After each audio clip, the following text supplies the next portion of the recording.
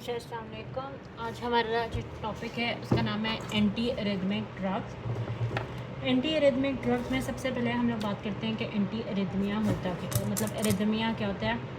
सो arrhythmia basically इसमें क्या होता है कि हमें इससे पहले हमें एक नॉर्मल फंक्शनिंग ऑफ द वो पता होनी चाहिए। इसमें सबसे पहले जो होता है वो हमारा ऐसे नोड होता है। ऐसे नोड से जो होती है वो पेस मेकर एक्टिविटी स्टार्ट होती है और ये जो होता है ये फिर इम्पल्स सेंड करते हैं एवी नोड को।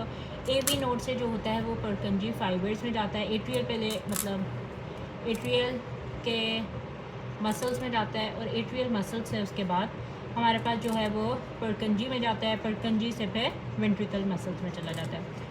फिर इसमें हमें ये पता होना चाहिए कि कोई भी ख़राब हो जाए तो नेक्स्ट चीज़ उसकी मतलब पेस मेकर एक्टिविटी स्टार्ट कर देती है, या अगर एवी नोड की जो है वो पेस मेकर एक्टिविटी इससे ज़्यादा हो जाए ऐसे नोड से, तो एवी मेकर जो है वो फिर स्टार्ट अपनी कर लेता है। अच्छा, इसमें जो है हमने एंटी एरिथमिया की ये बात कर ली है। अब हम लोग बात करते हैं कि नॉर्मल ऐसी होती है, ठीक है। तो जो भी चीज़ नॉर्मल नहीं है वो जो है एरिथमिया, जो भी रिदम, जो भी साइनस का रिदम नॉर्मल नहीं है वो एरिथमिया है, ठीक है। सो अब जो है हमारे पास जो है वो एरिथमिया की कॉज क्या होती है। एरिथमिया की जो होती है वो दो कॉजेज़ होती हैं। पहली कॉज होती है इबनॉर्मेलिटी जो होती है वो किस चीज़ में है, या हमारी कंडक्टिविटी में है। कंडक्टिविटी का ये मतलब है कि समझो कि यहाँ पे ये हमारा हार्ट है, ऐसे ये ऐसे नोड है, ऐसे नोड जो है एवी नोड को भेजता है, एवी नोड जो है फिर एट्रियल मसल्स को करता है, फिर ये परकंजी को, और फिर ये वेंट्रिकल्स में जा रहा है। पर हो सकता है कि ऐसे करके ऐसे जाना है तो ये एक शॉर्टकट मेथड बना ले, या इसका ये मतलब है कि इसकी वो ये शॉर्टकट मेथड बना दे, या फिर किसी भी part of the heart muscle की कंडक्टिविटी ज़्यादा हो जाए तो वो ज़्यादा इम्पल्सेस रिसीव कर दे। या दूसरी रीज़न होती है कि एक कंडक्टिविटी होती है एबनॉर्मल, और दूसरी रीज़न जो होती है वो एबनॉर्मल जो होती है वो ऑटोमेटिसिटी, मतलब वही कि पेस मेकर एक्टिविटी आ जाए। अच्छा, उसके बाद जो होता है कि इसकी वजह से हमारे डिफरेंट किस्म के जो होते हैं वो आ जाते हैं। फिर उसके बाद अगर हम लोग बात करें तो एंटी एरिथमियास में एक बहुत इंपॉर्टेंट जो है वो एरिथमिया है। हम लोग जो है वो कैटजन को फॉलो करते करते इस पर आते हैं, तो वो उसका नाम है टॉर्सेट्स डी पॉइंटीज़। टॉर्सेट डी पॉइंटीज़ में क्या होता है, टॉर्सेट डी पॉइंटीज़ जो होता है एक एरिथमिया होता है। इसमें जो होता है वो क्यूटी इंटरवल ज़्यादा हो जाता है, और क्यूटी इंटरवल ज़्यादा हो जाता है, और ये जो होता है ये वेंट्रिकुलर रिदमिया होता है, ठीक है। और ये जो होता है ये एंटी एरिथमिक की वजह से होता है, एंटी एरिथमिक ड्रग्स की वजह से होता है। इसकी हम लोग बात आगे करते हैं कि ये बेसिकली जो होता है ये एक टॉक्सिसिटी है ड्रग की, और इस टॉक्सिसिटी की रीज़न क्या है कि लॉन्ग क्यूटी से जो होता है वो आ जाता है। अब क्यूटी है क्या इंटरवल, क्यूटी इंटरवल ये है कि फॉर एग्जांपल हमें अगर याद हो तो हमारे पास पी होता था, ईसीजी में ये पी है, फिर यहाँ पे क्यू होता था, P Q R S, Q R S, फिर थोड़ा सा ऐसे जाता था और यहाँ पे टी इंटरवल आता था। तो बेसिकली क्यू से टी तक ये जो है ये वेंट्रिकल्स की डीपोलराइजेशन और फिर इसकी रीपोलराइजेशन को शो करता है, विच मीन्स कि वेंट्रिकुलर पहले जो होते हैं वो कॉन्ट्रैक्ट करते हैं और फिर उसके बाद जो है वो रिलैक्स कर देते हैं, तो इसको ये शो कर होता है। तो अगर हमारा क्यूटी इंटरवल लंबा हो जाए तो इसका मतलब है कि फॉर एग्जांपल, अच्छा ये मसले की बात हुई है ना ये वेंट्रिकुलर की, क्योंकि हमारा समझो ये अभी कॉन्ट्रैक्ट होना, ये कॉन्ट्रैक्ट हो रहा है और उसके बाद ये रिलैक्स होगा, समझो ये रिलैक्स स्टेट है और ये कॉन्ट्रैक्ट स्टेट है।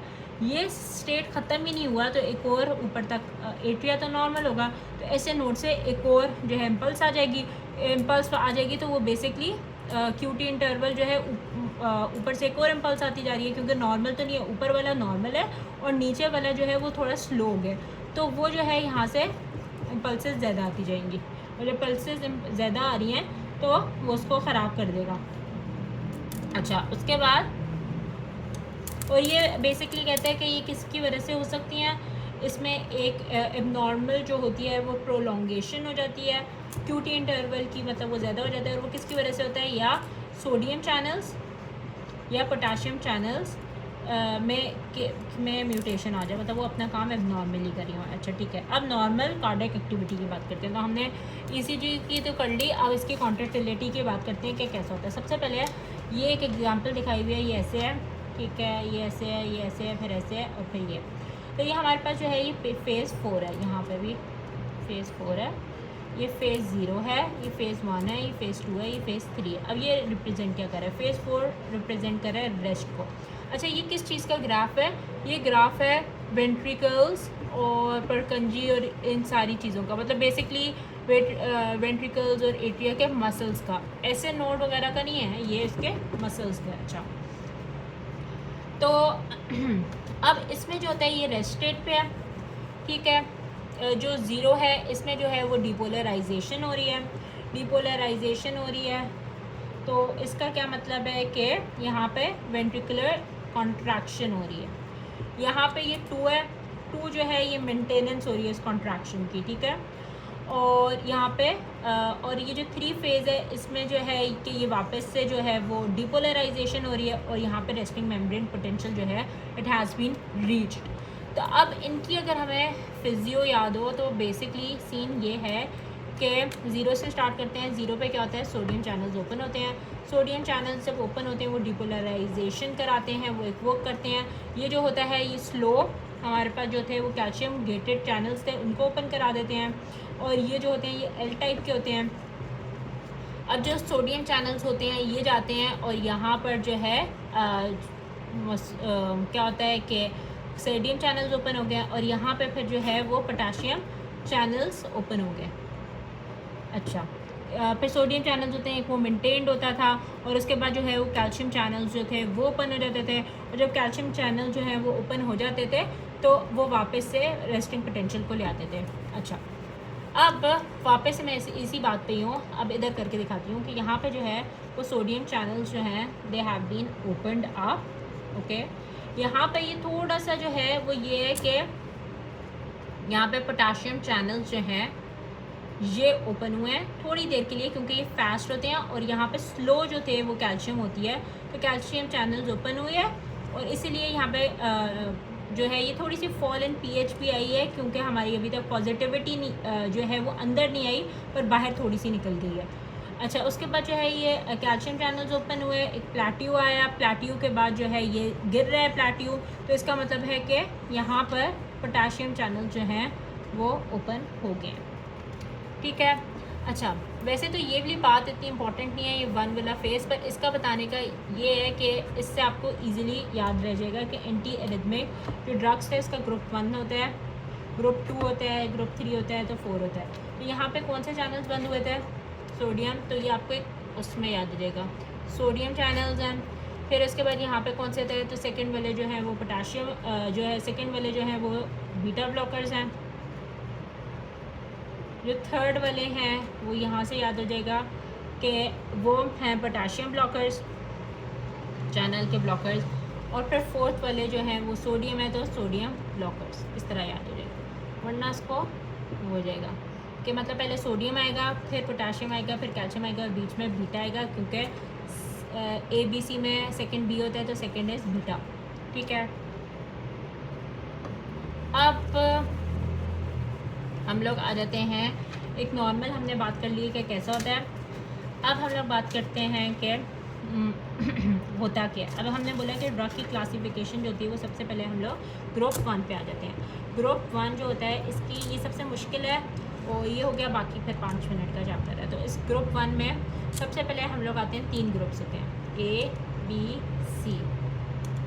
अच्छा, हमने ये बात की थी कि ये तीनों जो होते हैं ये कौन से होते हैं? ये सोडियम ब्लॉकर्स होते हैं, सोडियम के चैनल के ब्लॉकर्स होते हैं, ठीक है।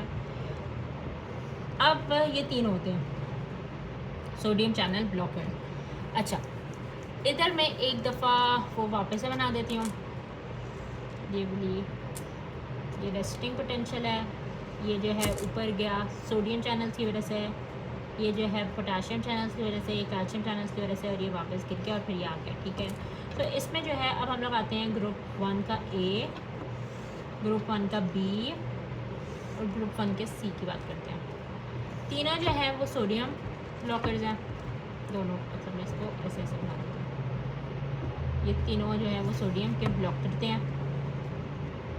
अच्छा, अब जो है, अब सोडियम अगर हमने चैनल ब्लॉक कर दिया है तो ये कम्प्लीटली ब्लॉक नहीं होता, 100% जो होता है वो ब्लॉकेज नहीं होती। ब्लॉकेज जो होती है वो होती है कुछ परसेंट होती है। अब इसमें जो है वो है एक निमोनिक, वो है कैब, टैक्सी कैब वाला। कैब का मतलब है कि सबसे ज़्यादा जो ब्लॉक करता है वो करता है सोडियम चैनल्स को, वो करता है हमारा सी। फिर उसके बाद सब सेकेंड नंबर पे जो है वो हमारा करता है ए, और बी जो है वो सबसे कम करता है। बट बी जो होता है वो सब जो बी होता है ये सिलेक्टिव होता है। अब सिलेक्टिव का मतलब मैं आगे बताती हूँ वैसे क्या होता है। अच्छा, अभी बता देती हूँ। सिलेक्टिव का बेसिकली ये मतलब है कि ये जो है ये नॉर्मल टिश्यूज़ पे भी काम करता है और ये वैसे वाले इश्कीमिक टिश्यूज़ पे भी करता है, इस्कीमिक पे। पर जो बीटा वाला है वो सिर्फ इस्कीमिक पे करता है, वो इन पर करता है जिन पे प्रॉब्लम है, वो सिलेक्टिव होता है। अच्छा, इसी